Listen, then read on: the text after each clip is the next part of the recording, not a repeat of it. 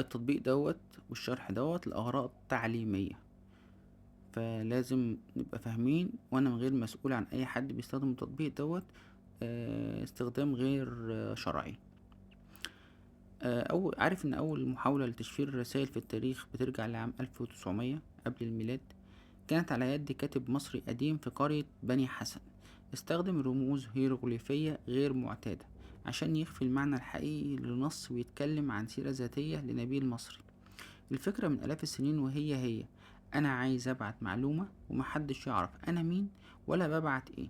والنهاردة تطبيقات زي يس في بي إن هي الوريث الشرعي للفكرة دي. بس هل فعلا بيحميك ولا بيبيعك؟ تعالوا نعرف.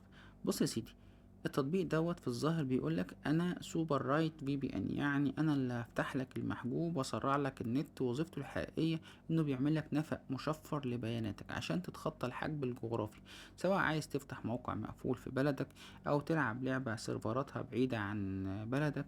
اللي بيميزه عن غيره انه بيحاول يلعب على وتر السهوله المطلقه والاي بي في 6 اللي بيتباهى بيها في الوصف.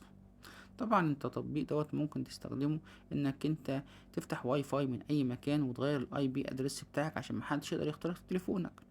وتقدر تستخدمه ان انت لو مسافر اي دولة زي مثلا الصين، فهي منع كل تطبيقات الفيسبوك اليوتيوب الواتساب، فتقدر تستخدمه فتفضل مشغل نفس التطبيقات. يعني الفي بي ان زي ما ليه مزايا ليه عيوب. بس تعالوا بقى نتكلم. التطبيق ده لمين؟ مناسب جدا للشخص اللي عايز تكة زرار وكل شيء يشتغل، يعني المبتدئ اللي ملوش في وجع الدماغ والاعدادات المعقدة. لكن لو انت محترف وعايز كيل سويتش حقيقي او بروتوكولات حماية عسكرية، فالتطبيق ده مش هيكون مناسب ليك لانه خفيف زيادة عن اللزوم بالنسبة لك.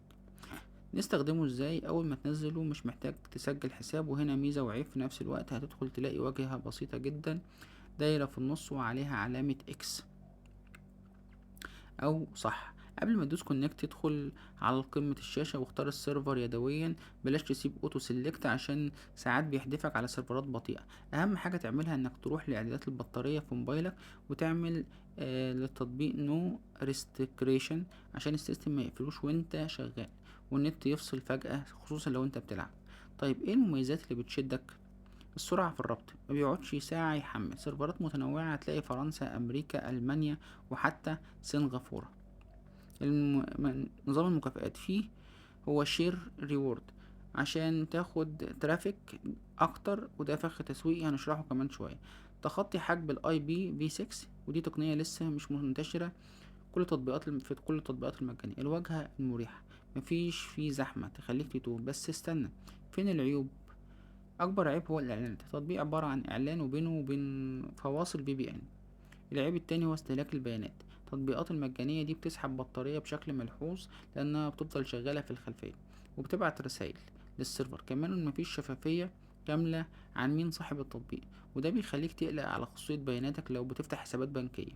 طيب لو انت بقى لقيت السيرفر تقيل، غير البروتوكول من الإعدادات لو متاح، أو جرب سيرفرات دول شرق آسيا في وقت الفجر بتوقيتنا احنا. هتلاقي السرعة طيارة. وأهم سر لو عايز تستخدمه الألعاب، اختار السيرفر الأقرب جغرافيا لبلدك مش الأقرب لسيرفر اللعبة عشان البنج ما يضربش.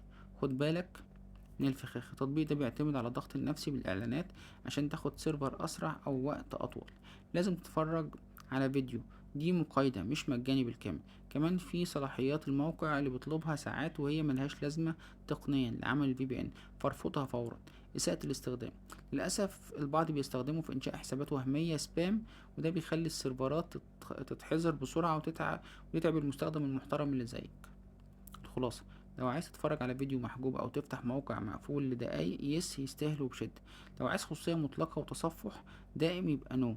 ودور على بدايل زي بروتون في بي ان النسخة المجانية. لو مكنتش عارف اي حاجة عن التطبيق وعرفتها من خلال قناتي، شير ولايك وسبسكرايب. وياريت تكتبلي في الكومنتات لو جربت التطبيق وما عجبكش تحذرنا. لو عجبك تشجع غيرك انه يستخدم التطبيق. اشوفكم على غير فيديو جديد. سلام.